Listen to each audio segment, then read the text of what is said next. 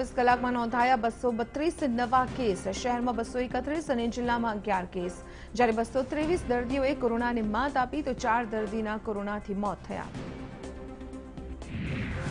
અમદાવાદના નરોડાના ભાજપના ધારાસભ્ય બલરામ થવાણીએ ધારાસભ્ય થયાના 3 વર્ષની જાહેરમાં ઉજવણી કરીને ટોળા ભેગા કર્યા। સોશિયલ ડિસ્ટન્સનો સરેઆમ ભંગ કર્યો। અમદાવાદમાં જાણે કે કોરોના હોય જ નહીં તેમ બલરામ થવાણીએ કાર્યકર્તાઓ અને સમર્થકો સાથે ઉજવણી કરી।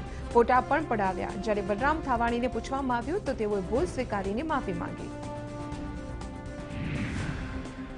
ડેપ્યુટી સીએમ નીતિન પટેલે સોલા સિવિલની મુલાકાત લઈને 113 દિવસની સારવાર બાદ કોરોનાને માત આપનાર દર્દીને મળ્યા। 59 વર્ષના દેવેન્દ્ર પરમાર નામના દર્દીએ 113 દિવસની સારવાર બાદ કોરોનાને હરાવ્યો।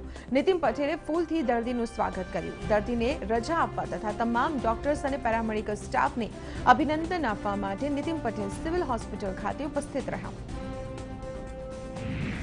ગુજરાત યુનિવર્સિટીમાં ઓનલાઈન પરીક્ષાના વિકલ્પ પસંદગીમાં છબરડો બહાર આવ્યો છે। બીએસસી સેમેસ્ટર 5 અને બીકોમ સેમેસ્ટર 3ના વિદ્યાર્થીઓ માટે ઓનલાઈન વિકલ્પ ન મુકાયો, જેના કારણે બીએસસી સેમેસ્ટર 5 અને બીકોમ સેમેસ્ટર 3ના વિદ્યાર્થીઓ ઓનલાઈન પરીક્ષા નહીં આપી શકે। ઓનલાઈન પરીક્ષાનો વિકલ્પ ન અપાતા વિદ્યાર્થીઓને ફરજિયાત ઓફલાઈન પરીક્ષા આપવી પડશે।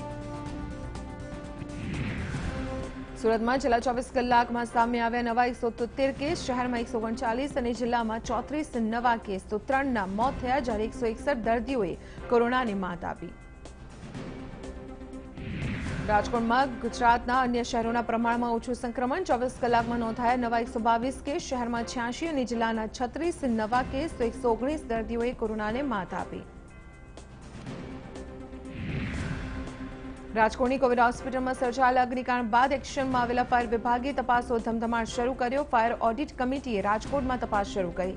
અહીં 24 જેટલી કોવિડ હોસ્પિટલમાં તપાસ કરાઈ, જે પૈકી ક્રાઇસ્ટ હોસ્પિટલમાં તપાસ કરી લેવાઈ છે અને અન્ય હોસ્પિટલોમાં પણ તપાસ કરવામાં આવશે। હોસ્પિટલ દર્દીઓની સુવિધાથી માંડીને ફાયર સેફ્ટી અને ઇલેક્ટ્રોનિક સાધનોની પણ તપાસ કરાશે। વડોદરામાં છેલ્લા 24 કલાકમાં કોરોનાના નવા 149 કેસ, જેમાં શહેરના 108 અને જિલ્લામાં 58 કેસ નોંધાયા તો 115 દર્દીઓએ કોરોનાને માત આપી, એકનું મોત થયું।